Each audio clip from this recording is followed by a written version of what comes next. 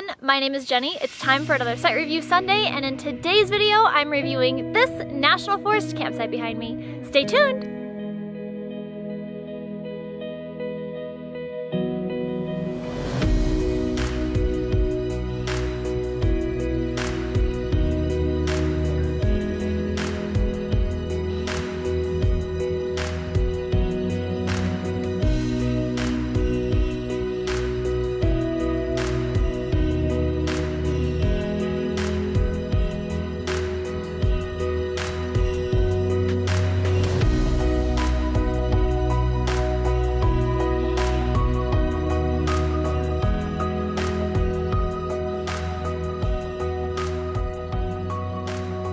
To get to this campsite from Sedona, Arizona, take 89A west for about 11 miles.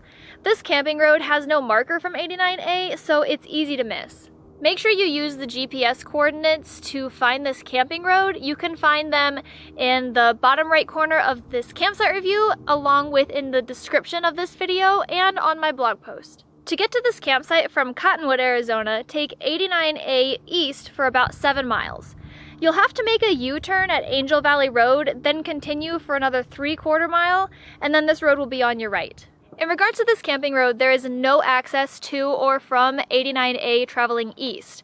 So if you're wanting to visit Sedona or travel on 89A east, you'll need to turn right onto 89A west, then make a U-turn about 0.8 miles away at Page Springs Road. Before I get into all of the information you're going to need about this camping road, I want you guys to note that Arizona experiences something called monsoon season. Now, this is typically between July and August every year. However, even though we are not visiting the Sedona, Arizona area during monsoon season, we're here in late winter, we have been experiencing a ton of rain. And on that note, this road, along with many of the roads in the National Forest, become quite impassable if you don't have 4x4 or high clearance. So before you come out here, make sure that you check the weather and you make sure that you're able to get to the campsite you're wanting to stay in. As for the campsite we chose to stay in here off of 9570A, it was actually very difficult to get to. This is not a campsite I would consider that is easy for anyone in particular to get to. Maybe if you have high clearance and 4-wheel drive, then this would be considered easy for you. However, if you have a rig that is any larger than ours, this is not a road you want to stay off of. Not only when it rains does this road become completely impassable unless you have 4x4, it also becomes basically a river throughout the entire road. To get up to this campsite we stayed in, it's also a very steep climb that is very rocky and very bumpy. That doesn't even mention the fact that this is grazeland, meaning that right when you pull onto the road, there's a cattle guard you have to get past, and just after that cattle guard, the road is so washed out that there is a big drop. If this sounds like a road that you still want to camp off of and you're able to get past the big drop at the cattle guard, I do actually recommend it. It is very peaceful and it's very quiet here. As for what size RVs can fit here, it really depends on how adventurous you are. Our trailer is 25 feet long. Our truck is about the same, meaning that our total rig length is about 50 feet. Now, something like a big 40-foot Class A definitely can't make it to this campsite. However, if you are adventurous enough and you can make it past the big dip at the cattle guard at the front of this road, there is a huge big turnaround type campsite right at the entrance of this road. Also, if you're able to get up just a little bit, the very next large campsite on the left-hand side is massive. It's also relatively flat, meaning that you can probably get level in there no problem. The biggest problem with those two campsites is that they are very soft dirt, meaning as soon as they get wet, it's really, really sticky. It's kind of like this soupy mud and it's really gross. Now, if you have a smaller rig and you're adventurous and you want to try camping on this road, I do actually really recommend it. It is gorgeous. There are tons of sites on this road to pick from, but you're going to need 4x4 and high clearance. Those are highly recommended.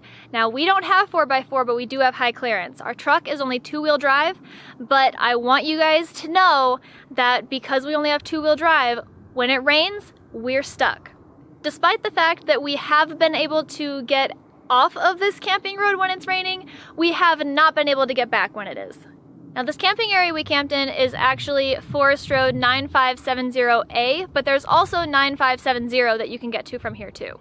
9570, unfortunately for us, was not passable for our trailer, but if you have, let's say, a lifted Class B or a lifted very small Class C, then you can definitely get down that way. Also, if you have a truck camper or a tent that you're wanting to camp in, that is also an excellent road to camp off of. We did drive down 9570 with just our truck on a dry day, and it was gorgeous. It was so quiet, it was so peaceful, there was no one else camped out there. However, we didn't have any signal. This road, 9570A, is where most of the camping is for this National Forest road. Most of it is rocky or pretty unlevel or steep to get up to, so if you're wanting to come explore this road, do not bring your rig down here to begin with. Drop it off somewhere else. I know that Forest Road 525 just down the way has plenty of places for you to drop a rig and then come explore this place instead afterwards. There is also another much less crowded area you can camp to really close by to here. If you continue traveling west on 89A, the very next turnoff is another camping road you can camp off of. There are tons of campsites to pick from there, and when we drove down there, there was virtually no one camped there. The only problem with there is that people like to shoot there every single day, so if you don't want gunshot noise, then don't camp down there.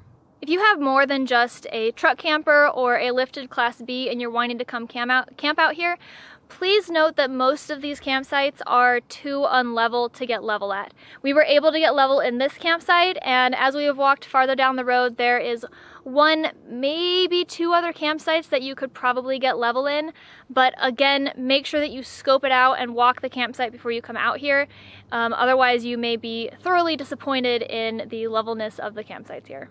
This is the third different camping road we have camped off of in the Coconino National Forest in the last year, and it is by far one of our favorites. Compared to Forest Road 525, this road is not busy in the slightest. Every now and then a car will drive by, but if it rains, nobody drives down this road. Also, compared to 525, 525 has tons of Jeep tours that drive by all the time, lots and lots of off-roading that happens over there. So if you're wanting a place that's much more quiet and you don't have people kicking up dust into your site all the time, then this is definitely an area you want to check out if you can. Just like with the rest of the Coconino National Forest, there is a 14-day camping limit here, so don't overstay your welcome. However, if you are stuck in the mud, you may want to contact the ranger's office ahead of time and let them know that maybe you have to stay for an extra day or two to let the ground dry out if you came here without a four-wheel drive vehicle. As for the cellular signal off of this road, 9570 had virtually none. I believe that we had calling signal down that road, but here off of 9570A, we have had between 1 and 3 bars of 4G internet, but it is incredibly slow. We have been able to boost our signal just a little bit from 1 to 3 bars up to 3 or 5 bars of 4G coverage through Verizon. However, it's very strange signal. When the wind picks up or when the weather is bad, we virtually have no signal and can't browse the internet at all, despite our phone saying that we have 4G coverage. The campsite we've stayed in actually has 2 fire rings, and most of the other campsites we've explored also have fire rings in them. However, there are small pull-offs off of this road that we've noticed don't have any type of fire ring, and it also looks like they're just pull-offs that people have created over the last couple of years as well. As for the pros of camping at this campsite, not only is it free for 14 days, which is very nice, but you have beautiful views here. You can see the red rocks around Sedona, you can see the mountains on the other side of Cottonwood because you're up high in this campsite, and it is absolutely gorgeous. We were also able to find dump and drinking water at the Verde Valley Fairgrounds and Dead Horse State Park. This is an excellent place to camp too. Between exploring Sedona, Camp Verde, and Jerome, there are tons of other things to do, as well as off-roading in the area. Now, despite the nearby highway noise and gun noise of the nearby camping area, we would still consider this place very quiet. Not only is camping here great for people that are snowbirding and are okay with boondocking and being a little adventurous when trying to find a campsite, but it is also perfect for solar. We also thoroughly enjoyed that we had no one camped nearby. Now, the biggest con of camping here I have already mentioned, and that is that this road becomes nearly completely impassable when it's raining. If it is actively raining, then I would consider this road completely impassable. But if the road is wet after a fresh rain, then I would still recommend maybe not leaving, especially if you only have 2-wheel drive. And obviously I have to mention a con for those of you that don't like highway noise. The highway noise is constant, even in the evening. And also for those of you that don't like gun noise, the nearby camping area, people shoot all day long, all night long, even when it's raining. Another con of camping here is something that's pretty typical when it comes to desert settings, and that is that during summertime, rattlesnakes, scorpions, tarantula are all out and about. We've also heard a lot of coyote, which means you're going to want to make sure that your dogs are kept safe. Another con that we don't particularly feel is a con, but it could be a con for some of you. This area is grazeland, meaning that cows roam freely here. And our very first night here, it was probably 11:45 at night. This big cow started mooing literally right outside my window, and it scared us. Now, the biggest problem with this being grazeland is that if a cow is in your campsite or near your campsite, you definitely don't want to let your kids, yourself, or especially your pets get near them, as they could kick them. Something we noticed our first couple of days here is that when it was really dry and the wind picked up, it kicked up a ton of dust. And like I mentioned earlier, when the wind picks up, the signal also gets incredibly spotty. And then for those of you that enjoy stargazing, this area does have some light pollution. It's not overpowering like areas where there are big cities around, but Cottonwood and Camp Verde both have quite a bit of light pollution coming from them. Now, the last con of this camping area that we've noticed is that typically when people stay here, they do leave quite a bit of trash behind. And it is unsightly, but it's also something that is simply a reality of staying out here in the National Forest.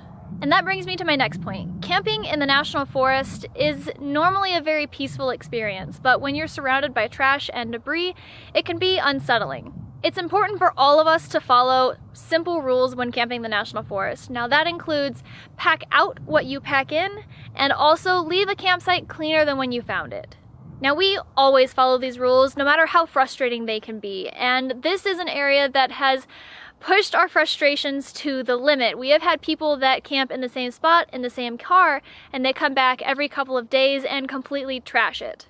Because we love the National Forest and we don't want to see roads like this one, which are much more private and secluded than other roads in this National Forest, shut down, we take that initiative and we clean up after ourselves, along with cleaning up after our neighbors.